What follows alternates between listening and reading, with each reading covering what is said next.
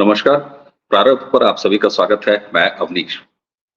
दर्शकों, इससे पहले कि प्रारब्ध के इस मंच के नियमित अतिथि व्यालोक पाठक जी को नमस्कार प्रणाम करके उनका स्वागत करें, आज हम बात कर रहे हैं पतंजलि पर और पतंजलि के प्रवर्तक बाबा रामदेव पर।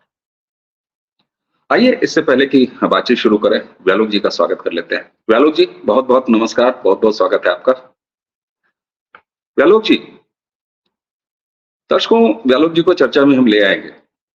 आप सब खबरों से परिचित होंगे, सुप्रीम कोर्ट ने बड़ी लताड़ लगाई है और बाबा रामदेव, उनकी कंपनी पतंजलि, उस पर भ्रामक विज्ञापन के आरोप है। बाबा रामदेव का दोष सिर्फ इतना है कि उन्होंने योगा को भारत में योग बना दिया। हाँ, ये अलग बात है कि उनकी इस जो पूरी कानूनी प्रक्रिया चल रही है, जिसमें उनको भ्रामक विज्ञापनों पर सुप्रीम कोर्ट मुकदमा देख रहा है, उसने अलग अलग टिप्पणियां भी की हैं, लेकिन पूरा जो इकोसिस्टम है विरोधी पक्ष का, वो बिल्कुल गुलाल पोत के नाच रहा है।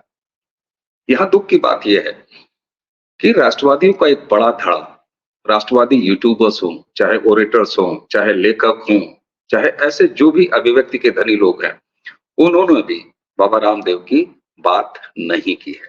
अभी तक तो नहीं की है, या की है तो बहुत ढके छुपे, बहुत अलग जुबानों में। आखिर बाबा रामदेव का दोष क्या है, पतंजलि का दोष क्या है? यही ना कि उन्होंने भारतीय सनातन संस्कृति के आयुर्वेद के संवर्धन का काम किया।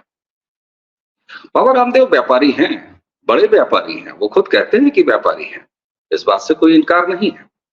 हम किसी व्यापारी के गुण दोष पर बात नहीं कर रहे हैं, लेकिन ऐसा क्या है जो रामदेव जी ने किया है और बाकी व्यापारिक कंपनियां नहीं करती हैं?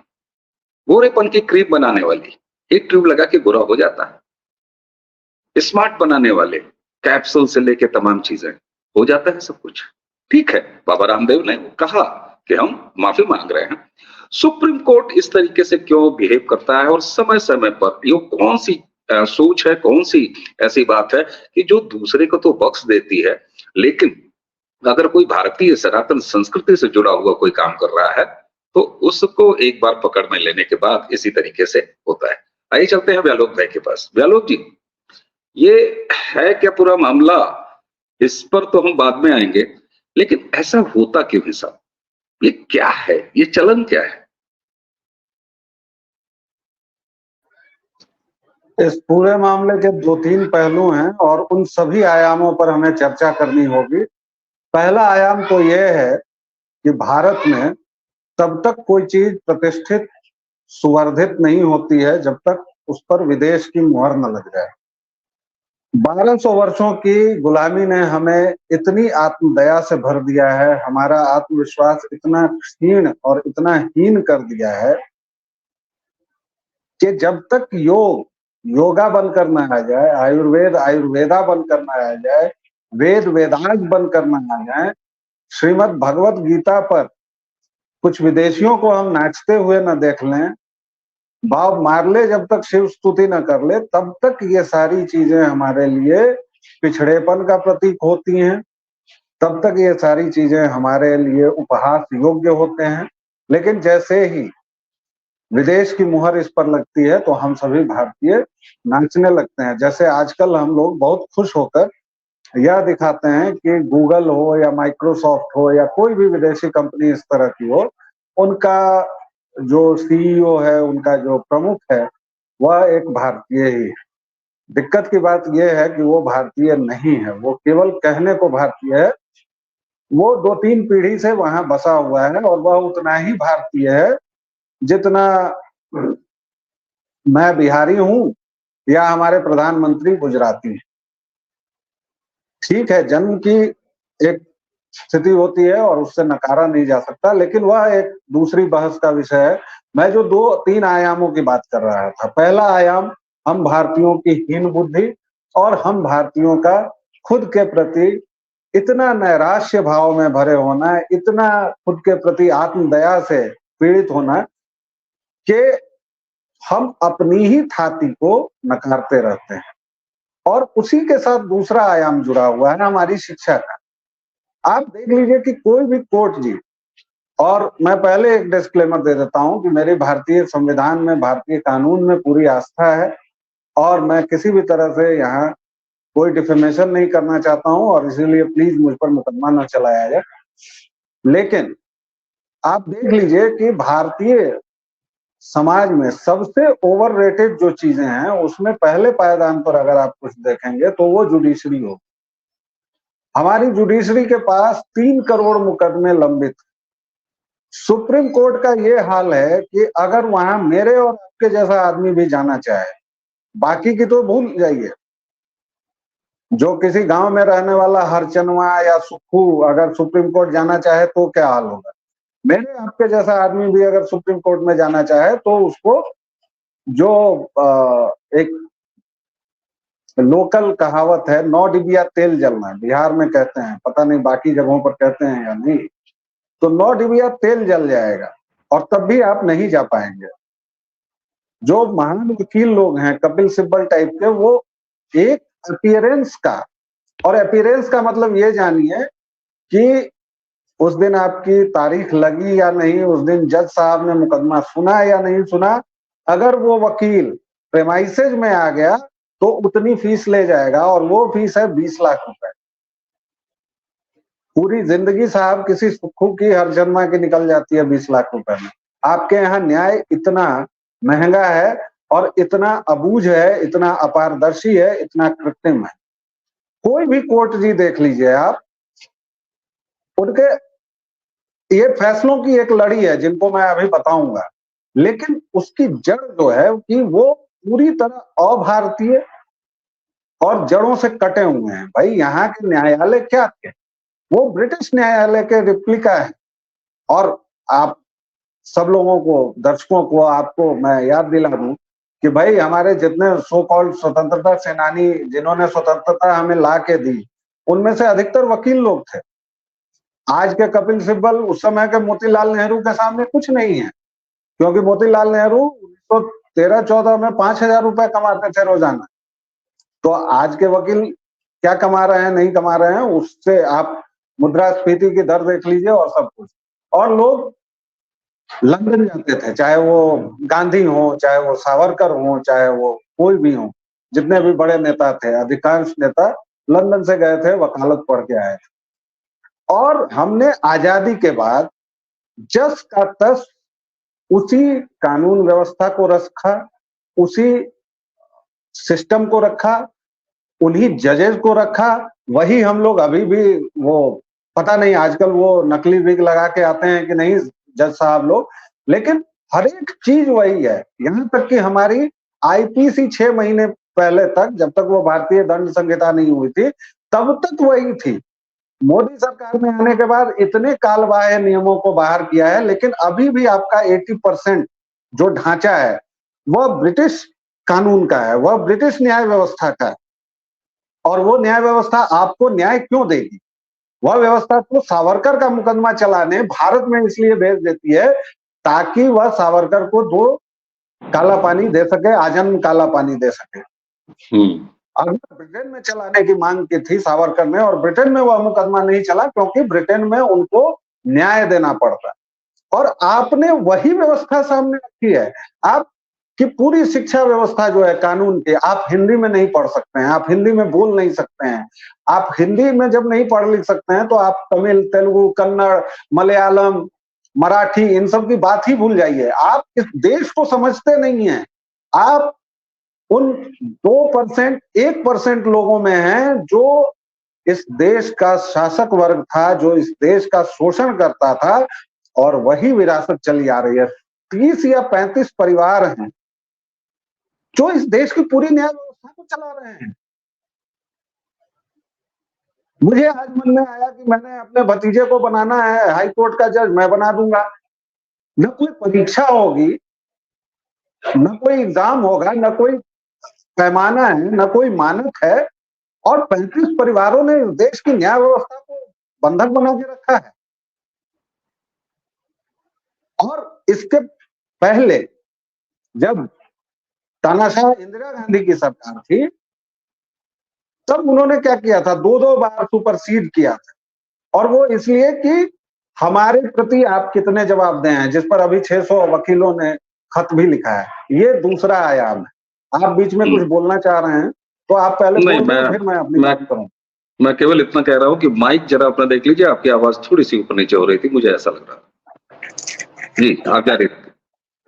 अभी आवाज आ रही है? ठीक ठीक है, बढ़िया जी। तो मैं यही कह रहा हूं कि ये दूसरा आयाम है। पहला आयाम हमारी हीन भावना, हमारी आत्मदया। दूसरा आयाम कि हम उन कोर्टजी लोगों से न्याय की उम्मीद कर रहे हैं जो फैसला तक देने में हिंदू विरोधी हैं, भारत विरोधी हैं, इस देश की मिट्टी के विरोधी हैं, और वो सारे कोर्ट जी हैं। आप निचले दर्जे से जाइए, सुप्रीम कोर्ट जी तक जाइए, तमाम ऐसे फैसले हैं। मैं अभी कुछ देर में रामदेव पर आऊंगा, पतंजलि पर आऊंगा। उनके व्यापार, वो व्यापारी हैं, व्यापार कर रहे हैं, उनमें अगर दिक्कत है, कोई गड़बड़ी है, आप उस पर फैसला सुनाइए। लेकिन यहाँ फैसला सुनाने का मकसद नहीं था। आप उस दिन के सुप्रीम कोर्ट के जजेस की भंगिमा देखिए। मसला था अपमानित करने का, उस आदमी को अपमानित करने का जो सनातन की लॉ लेकर चला है, जो व्यक्ति भगवा कपड़े पहनता है। क्योंकि बहुत लोगों ने सुप्रीम कोर्ट के बहुत सारे ऐसे फैसले आए हैं जिसमें वो खुद नहीं, या उनका जो तो वकील प्रेजेंट करता है। अगर वकील किसी अपने मुवक्किल को प्रेजेंट कर रहा है तो इसमें ऐसी कोई बात नहीं है कि आप हत्थे से उखड़ जाएं, आप उनको खड़ा रखें, ऐसी कोई बात नहीं है। और वह आदमी चूंकि भगवा पहनता है इसलिए आप उसको डांट रहे हैं, आप उसको मलाइन कर रहे हैं।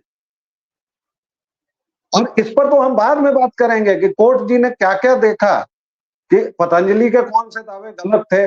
पतंजलि ने ये अगर कहा कि कोरोना काल में, हालांकि मुझे याद नहीं कि उनका कोई ऐड ऐसा आया हो कि एलोपैथी दवाएं असर ही नहीं करती, लेकिन उन्होंने अपनी कुछ औषधियां, कुछ काढ़ा वगैरह को कहा कि भाई इससे फलानी चीज हो जाती है। गुड डे बिस्किट आता है काजू बादाम का, उसमें 0.04% काजू और बादाम रहता है साहब। किसान का टोमेटो केचप, किसान शब्द सुन के कैसा लगता है कि किसान है मतलब चलो भारतीय कुछ होगा। साहब मल्टीनेशनल कंपनी है, और उसके टोमेटो केचप में टोमेटो होता ही नहीं है ना मजे की बात। और आप किसी भी बच्चे को आजकल के देखिए, वो केचप का दीवाना होता है, उसको केचप की लत लगती है। तो उसमें ऐसी क्या चीज मिलाई जाती है, क्या इस पर किसी ने जांच की? क्रीम वगैरह की बात आपने कर ही दी कि फलानी क्रीम लगाओ हम ये हो जाएंगे। गुटखा बेचने वाले दावा कर रहे हैं कि उसमें केसर मिला रहे हैं, वो हिमालय से ला रहे हैं। एक बाल बनाने वाले लोग अभी बाल की कोई तेल या शैम्पू है, वो कह रहे हैं 108 जड़ी बूटी हम डालते हैं। भाई साहब, च्यवनप्राश सबसे ज्यादा जड़ी बूटियों को या फिर जो भी आयुर्वेदिक औषधि है उसको लेके मिलाया जाता है, उसमें 56 तरह की औषधियां मिलती है।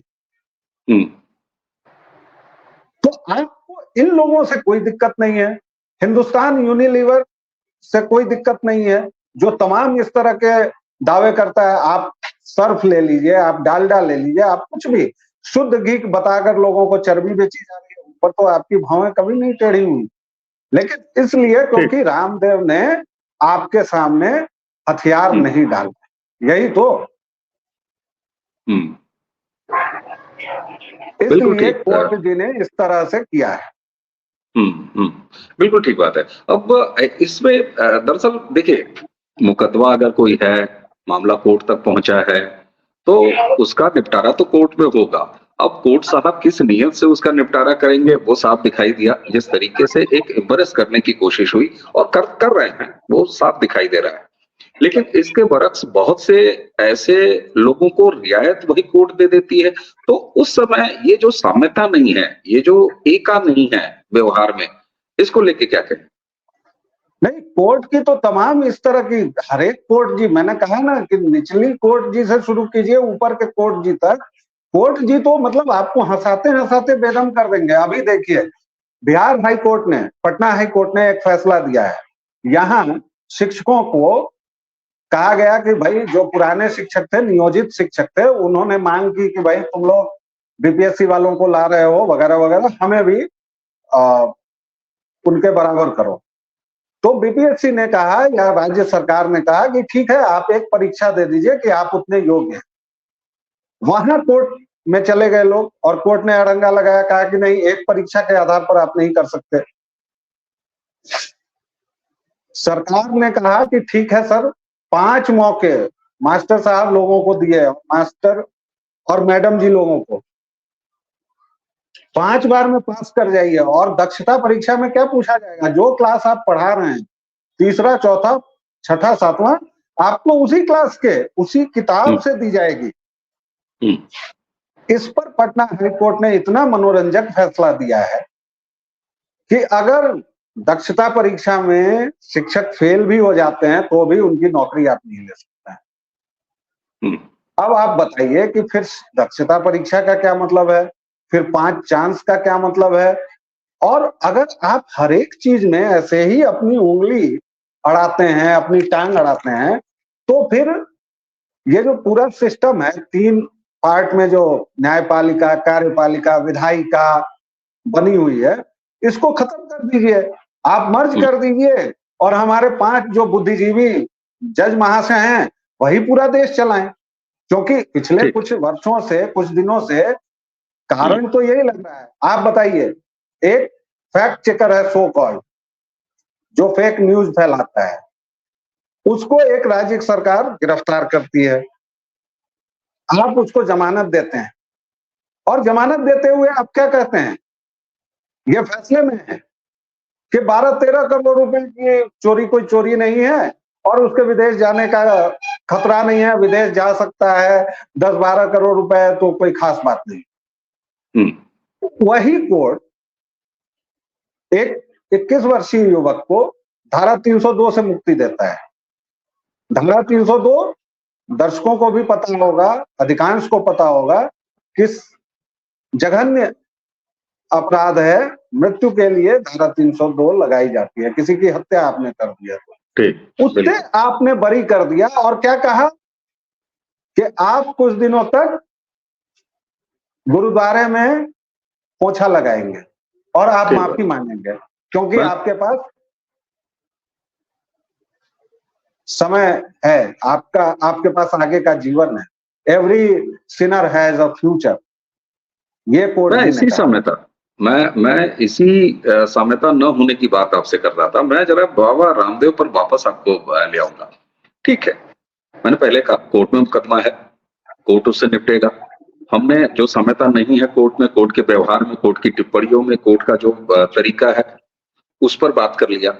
लेकिन एक बात जो मैंने पहले आपसे कही थी कि जो गिरोही एक इकोसिस्टम है, जो कि हर भगवा को देख के, जैसे होता ना कि एक टैबो हो उनके मन में, भगवा दिखा और पहले हम लोग लाल रंग, एक हालांकि वो भी एक अजीब सा झूठी है कि सांड जो है लाल रंग देख लेता है तो बौरा जाता है, ऐसा तो कुछ है नहीं, क्योंकि वो तो ब्लैक एंड व्हाइट देखते हैं। लेकिन भगवा रंग से एक बिल्कुल एलर्जी है। तो मान लीजिए वो जो एक पूरा इकोसिस्टम है वो तो गुलाल पोत के नाचता ही है, वो कोई ऐसा मौका नहीं छोड़ता है। यहाँ दुख की बात ये है कि बाबा रामदेव, उनकी कंपनी पतंजलि, अरे हम सीधे कह रहे हैं। और एक चीज और मैं बताऊं, मैं वो जो कल प्रोफेसर कांग्रेस वाले जिसने ज्वाइन किया है, जो अर्थशास्त्र वगैरह पे बोलता, तो मुझे नाम नहीं अभी ध्यान आ रहा है, जरा आप बता दें तो बेहतर हो। गौरव वल्लभ की तमाम बातों में से एक बात मैं यहाँ पर कोट करूंगा। गौरव वल्लभ ने कहा कि आप सनातन का अपमान करेंगे, वो मैं नहीं कर सकता। साथ में उन्होंने कहा कि जो इस देश के वेल्थ क्रिएटर हैं, जो व्यापार का समाज है, उसको आप गाली देंगे, ये भी मैंने सुन सकता। ठीक है, किसी व्यापारी के पीछे समाज को खड़ा नहीं होना चाहिए, लेकिन उस व्यापारी है, वो व्यापार कर रहा है, मात्र इससे उसका विरोध हो, ये भी बहुत गलत बात है। यहाँ जो सो कॉल्ड राष्ट्रवादी खेमा है, उसकी तरफ से भी लोग, बल्कि मैंने मजाक बनाते हुए देखा है बाबा रामदेव का। क्या बाबा रामदेव का दोष इतना ही है कि वो सनातन संस्कृति के आयुर्वेद पर काम कर रहे हैं? तो एक तरफ कोर्ट का वो जो असमान व्यवहार है, लेकिन यहाँ समाज क्या कर रहा है? आखिर समाज की भी कोई भूमिका होती है कि नहीं होती? अरे आपको बाबा रामदेव से चिढ़ है, आप उस कंपनी का आइटम मत खरीदिए, सीधी सी बात है। मैं यहाँ पर ये नहीं कहूंगा कि मैं कितने सामान इस्तेमाल करता हूँ, अरे हो सकता है मैं एक भी सामान नहीं इस्तेमाल करता हूँ, लेकिन इसका क्या अर्थ है? समाज की भूमिका को कैसे देखते हैं आप? अगर हमारा समाज ऐसा विच्छिन्न और ऐसा खुद ही की पांव पर कुल्हाड़ी मारने वाला न होता तो हम लोग 1200 वर्षों तक गुलाम नहीं होते। आज एक उदाहरण दे रहा हूं कि जर्मनी ने, अमेरिका ने, यहां तक कि यूएन ने भी हमारे देश के चुनाव पर, क्योंकि एक कंजर को सरकार ने गिरफ्तार कर लिया, सरकार ने के एक अंग ने, ईडी ने गिरफ्तार किया, तो ये दो बड़े देश और एक बड़ी संस्था हमारे आंतरिक मसलों में दखल देने लगी, कोशिश करने लगी। हमारे विदेश मंत्री मुंहतोड़ जवाब दे रहे हैं, हमारी डिप्लोमेसी काम कर रही है, लेकिन आप देखिए कि उसको भी हमारे देश में कुछ विपक्षी नेता, विपक्ष के लोग और कुछ सामान्य लोग भी उसको ट्वीट कर रहे हैं, रिट्वीट कर रहे हैं, उस पर मजा ले रहे हैं। तो भाई साहब, मानसिंह एक ही शताब्दी में नहीं होते हैं, या फिर जो हमारी इतनी हारें हुई हैं, पृथ्वीराज चौहान से लेकर और 1947 तक जो लगातार हम लोग हारते रहे हैं, अभी भी हार रहे हैं, वो ऐसे ही नहीं होता है। समाज की भूमिका को मैं ऐसे ही देखता हूँ। आप बिल्कुल ठीक बात के आंतरिक मामलों में कोई दखल दे रहा है और आप उससे मजा ले रहे हैं, आप उसके आधार पर उसके स्क्रीनशॉट लगा के मोदी सरकार को घेर रहे हैं। अरे मोदी सरकार आपकी है महाराज, भाई ये देश हमारा है। बिल्कुल ठीक बात है, बिल्कुल ठीक बात है। पूर्व प्रधानमंत्री, अब तो दिवंगत हो गए, अटल जी ने क्या कहा था कि सरकारें आएंगी, जाएंगी, बनेंगी, बिगड़ेंगी, या सियासत होगी, नहीं होगी, राजनीतिक दल होंगे, नहीं होंगे, लेकिन यह देश होना चाहिए। आज अटल जी जहां कहीं होंगे कितने दुखी हो रहे हो, क्योंकि आप ऐसी भद्दी सियासत कर रहे हैं, आप इसको मुद्दा बना रहे हैं, आप चीन के बगल में जाके खड़े हो जा रहे हैं, तो रामदेव को सपोर्ट नहीं मिलेगा। नहीं व्यालोक जी, मैंने दो बातें कही। एक, वह पक्ष जो इस सरकार का राजनीतिक विरोधी है, वो मजे ले, वो मीम बनाए, वो रामदेव अगर कोर्ट में पेश हो रहे हैं, उनको कोर्ट जलील कर रहा है तो वो आनंदित हो, ये बात तो बिल्कुल जानी पहचानी है, ये होना ही है। मैं यहाँ ये कह रहा हूं कि सो कॉल्ड राष्ट्रवादी खेमा, अपने आप को प्रचंड, अखंड, विराट हिंदू कहने वाला समाज, वह उसकी तरफ से रामदेव के पीछे कोई एक आवाज सुनी आपने? मैं समाज के उस वर्ग की बात कर रहा हूँ। मैं बार बार आपके इस सवाल को डक कर रहा था, क्योंकि मैं अमूमन इस सवाल को डक कर जाता हूँ, क्योंकि मेरे मुंह से बहुत कठोर चीजें निकलने लगेंगी। ये जो तथाकथित राष्ट्रवादी खेमा है ना सर, इसमें हरेक को मोदी जी बुला के और अपने घर बुला के, गले लगा के, माला पहरा के, और वो भी उन्होंने किया है। अभी हाल फिलहाल बुलाया था 500-600 लोगों को, लेकिन उसमें भी है तमाम तरह की आलोचना करने पर आप आमादा हो तो आलोचना, क्योंकि मोदी जी हर एक का बायोडाटा तो देखेंगे नहीं, तो भाई उसमें काम्या जानी जैसे लोग भी चले जाएंगे, जो कभी कुछ और को प्रमोट करते थे, बहुत सारे लोग जाएंगे। एक मिनट, मैं आ रहा हूं, वहीं आ रहा हूं, आप मुझे छोड़ेंगे नहीं, मुझे पता है। तो स्वार्थ जो है ना, उससे निकलना बड़ा मुश्किल है। राष्ट्रवादी खेमा जो आप जिसे कहते हैं, जो सो कॉल्ड यूट्यूबर्स हैं, या जो सो कॉल्ड वेत्ता हैं, जो बोलने वाले हैं, वक्ता हैं, अधिवक्ता हैं, जो भी हैं, उनका अहंकार और उनका स्वार्थ इतना बड़ा है कि वह बिना सोचे समझे कि यह व्यक्ति हमारे लिए खड़ा है, सनातन के लिए खड़ा है, तो इसके साथ खड़ा रहना है, ऐसा नहीं है। वो आपस में एक दूसरे की जड़ काटने में इतने व्यस्त हैं कि वो रामदेव के पक्ष में क्या खड़े होंगे, और इसीलिए वो खड़े नहीं होते हैं। चलिए, इस पर अगर मैं और ज्यादा बोलने लगूंगा तो बहुत चीजें बोल जाऊंगा। नहीं नहीं, बात देखिए, बात बोलने की नहीं है, बात किसी को गाली देने की नहीं है, हमारा उद्देश्य बैठ के यहाँ गाली देना नहीं है। लेकिन हाँ, जब आप यह कहते हैं कि विरोधी हर बात का मजाक उड़ाते हैं, जब इस तरह के लांछना लगाते हैं, तो ये सवाल तो पूछ लेना बनता है उस आईने से भी कि भैया तुम क्या कर रहे हो। ऐसी स्थिति में निश्चित रूप से ठीक है, मैंने पहले ही कहा कि वो एक व्यापारी हैं, उन्होंने कब कहा कि हम एनजीओ चला रहे हैं, वो तो सीधे कहते हैं हम व्यापारी हैं। उन्होंने एमएनसीज को चैलेंज किया, और चैलेंज नहीं किया, कमर तोड़ के रख दिया ऐसा। तो ये एक इंटरनेशनल लॉबी है, एमएनसीज की लॉबी है, वो तो उनके पीछे लगेगी। इंटरनेशनल फार्मा लॉबी है, वो तो उनके पीछे लगेगी। वो कोर्ट में है, मुकदमा जीत जाएंगे, वो वकील जाने, उसके लिए व्यालोक और अवनीश को बैठ के बात करने की जरूरत नहीं। इसीलिए मैं आपको उस डकिंग पॉइंट पर ले आया, और डक नहीं आज आपने किया, ये बहुत बेहतर बात है। दर्शकों,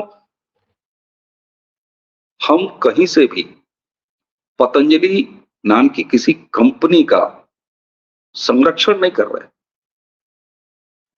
लेकिन एक ऐसे प्रतिष्ठान का संरक्षण नैतिक अधिकार के साथ हम करेंगे जो भारतीय सनातन संस्कृति के किसी आयाम को लेकर आगे बढ़ा रही हो, उसका संवर्धन कर रही हो। और यहाँ मामला भारतीय सनातन संस्कृति की चिकित्सा परंपरा आयुर्वेद के संवर्धन का है, जो पतंजलि और बाबा रामदेव कर रहे हैं। इसलिए आप जहां भी हैं, जिस भी मंच पर हैं, इस वीडियो के नीचे कमेंट बॉक्स में ही कम से कम योगा को योग बनाने वाले, घर घर में योग पहुंचाने वाले, आयुर्वेद का संवर्धन करने वाले एक ऐसे व्यक्तित्व को, अगर जिस तरीके से, मैंने फिर कहा, मैं एक बार फिर कह रहा हूं कि वो मुकदमा लड़ना उनके वकीलों का काम है। अगर अपराध किया होगा तो उसकी सजा मिलेगी, जैसे भी मिलेगी, जो भी होगा। उन्होंने कोई हत्या नहीं की है, 302 के मुजरिम नहीं है कि उनको जो है कोई फांसी की सजा हो जाने वाली है। लेकिन एक व्यापारी के जो भी काम है, कोई गलती हुई है तो वो सजा मिल जाएगी, उनको अर्थदंड मिलता है, इस तरह की तमाम चीजें मिलती हैं, कोई लाइसेंस कैंसिल हो जाता है, यही सब चीजें होती है, इससे बहुत ज्यादा और कुछ नहीं होता। लेकिन उस समाज की चुप्पी शर्मनाक है। मैं ऐसे शब्द बहुत कम इस्तेमाल करता हूं, शर्मनाक है। हमें उस राष्ट्रवादी खेमे को निश्चित रूप से अपने मुंह पे थोड़ी सी काली लगानी चाहिए। अगर काले रंग की ना मिले तो भूरे उरे रंग की काली जरूर लगानी चाहिए। व्यालोक जी, आपने हमें समय दिया, आपका बहुत बहुत धन्यवाद। दर्शकों, मैं आज ऐसे कटु बातें मैं नहीं करता, लेकिन आप विरोधियों पर तो उंगली उठाते हैं, वो ठीक है, उनका तो काम है, वो करेंगे। हम आप क्या कर रहे हैं?